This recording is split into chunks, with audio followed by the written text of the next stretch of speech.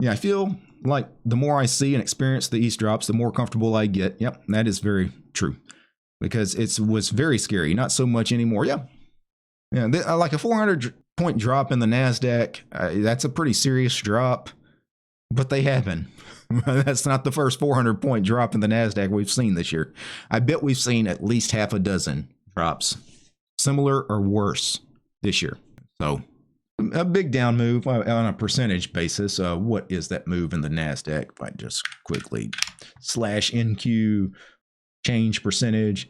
Yeah, down 1.84%. That's a 2% down move. And it may sell off even more. We may be down 500-600 points at the end of the day. It may, be down 3% on the day.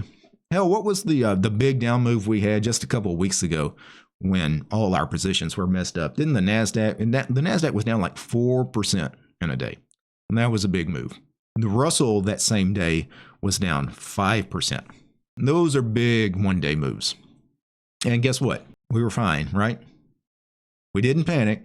We made some adjustments to our trades. We rolled a little bit, but for the most part, a lot of those losses came back to us, or at least those losses are not crazy big losses. Like their losses, okay, if I end up taking this $200 loss on this $300 loss on that, it's not the end of the world, right?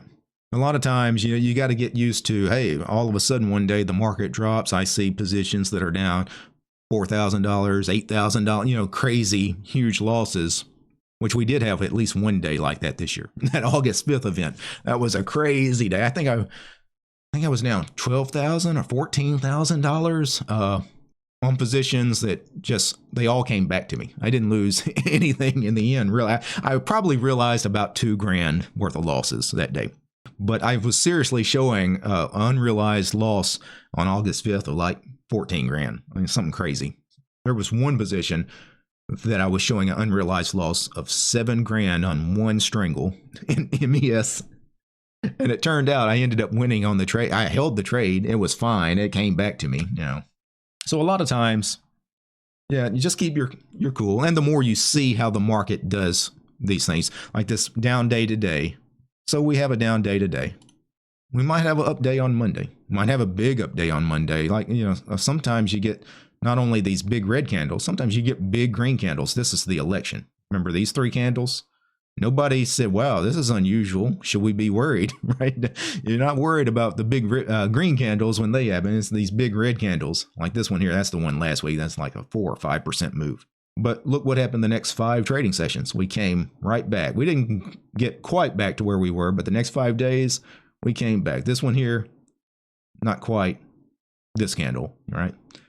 This one, we could be right back to where we're at on open Monday. You never know. When the markets are really fearful, that's when we start hanging out in the 25, 30, 35 range for a lengthy period of time. The other thing I would say, and this is something I don't do because I don't have a TV. A lot of you guys, if you follow like my other YouTube channel, I haven't had a TV in years. I don't watch like cable news. I don't pay attention to any of the bull crap on TV. And especially when it comes to financial media content. Be careful what you read. Be careful what you listen to. Most of that stuff on CNBC and Bloomberg, it's always the sky is falling, markets are always about to crash, right? It's always doom and gloom. The end is near all the time. It doesn't matter. You could have watched those programs 6 months ago. They were saying the same thing. And 6 months from now, they will still be saying the same thing. The world is about to end. The markets are all going to crash. It's going to be the end times, right? It's all bullshit, right? It's just content creation. It's all just meant to drive viewership and get clicks. So be careful listening to any of that stuff. Those people don't know any more about the market than what you and I do. As far as being able to predict where the market is going to go, if they could predict where the market was going to go, they'd be trillionaires because they would be trading and they would be making a boatload of money. They know as much about the market as you and me. It's Monday going to be a green candle or a red candle. Well, let's get a coin and flip. We got a 50-50 chance. So do those guys, right? The people on TV that talk like they really know something, they don't know anything. And that's what, really bothers me about a lot of financial content. Yes, these people are so dishonest. At least, with me, with anybody that's actually been trading for a while, you kind of know that you have no idea where the markets are. Like you kind of get humbled. I never have any idea where anything is going to go. And you've got to be strong enough to admit that, right? Because if you can't admit that, you stand no chance in this game. Yeah, if somebody could reliably do that accurately, they'd be a billionaire. I mean, if you could reliably just make an extra percent, of an unfair edge, like literally you could own the world in just a couple of years. So that, I mean, let's be real. If there was anybody that could game the system at all, they literally could own everything. All the publicly traded companies of the world, they could buy them all within just 2 or 3 years. If they just had like a fraction of an edge that, that nobody else had. Nobody has that, obviously, because we would see evidence of that. So, yeah, the question was about to detect the bottom of the dip. Yeah, there's no great answer to detecting the bottom of a dip. If any of us had the answer, again, we'd have a lot of money. For me, I can just speak on me. I never tried to time, I never tried to time a top or a bottom. I never tried to guess when it's going to happen. I just wait for it to happen. When the reversal is already starting to happen, that's typically when I would jump in. I think it's just too dangerous to ever try to front run. You never want to try to be that first person to get in on the reversal. That's very, very dangerous. So it's all about managing risk. Yeah, at the end of the day, the main thing with trading is a lot of this, especially if it's new, you're going to figure all of this out. You're going to come up with your own rules. You're not going to need me to tell you, rules for managing trades, or is this a reversal? You'll kind of come up with your own set of mechanics that will work for you, and how you're going to eventually get to that is you just need to beat trading. And you need to stay in the game. So managing your risk, what it does, it allows you to trade safely and stay in the game long enough to where you eventually learn what you need to learn. That's really it. It's kind of like if you were trying to become a poker player and you bet everything you have on one hand of poker, the first time you ever try to play poker. Well, you didn't learn anything because you probably only played that one hand. You lost everything. You quit playing poker because, poker, it's a scam, blah, blah, blah, blah. But if you start by playing small games, just for a few bucks at a time, you'll eventually learn how to play the game. Same thing with trading. Stay small and just be learning, constantly learning. But never risk so much you get put out of the game. That's really the secret. As long as you stay in the game, eventually you'll be fine. All the people that say trading is a scam or they had problems with trading, all of those people got put out of the game.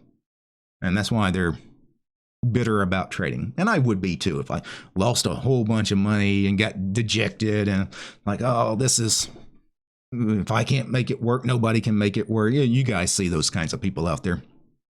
Well, those were just people that just took too much risk. They took way too much risk. And they were just trying to do too much too fast in trading. Short puts. I can tell you exactly, my mechanics for how I sell short puts. It's almost always 60 DTE.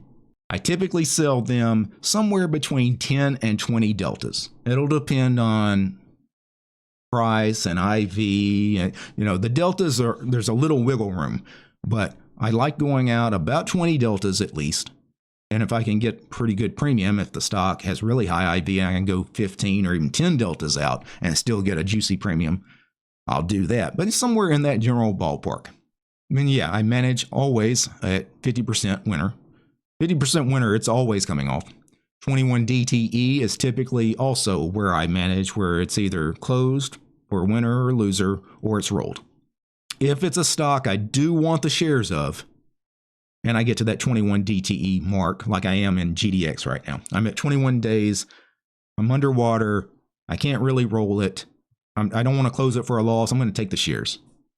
But that GDX position is unusual because when I'm selling puts in that 10 to 20 delta range, I'm so far out of the money, I'm going to win on the overwhelming majority of my trades. I would say because I manage at 50% winner, I'm probably winning on at least 90% of my trades, my short put trades.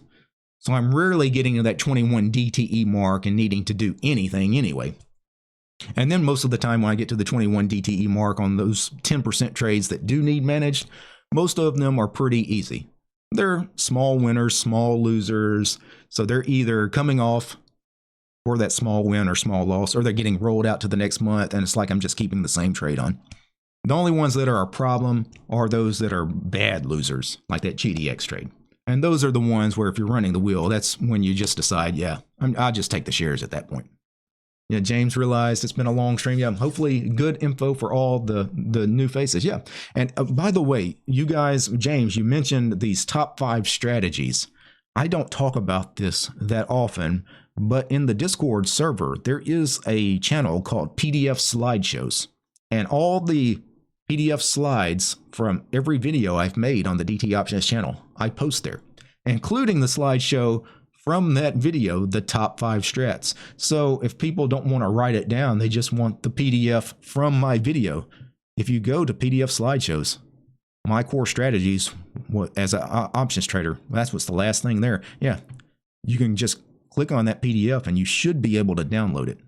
And that's been there since I started the Discord server. Every time I post something that has a PDF, I put the PDF there. I probably should mention it. I probably should mention it on video, actually, because a lot of people on the video probably would like the slideshows, and I just never mention it.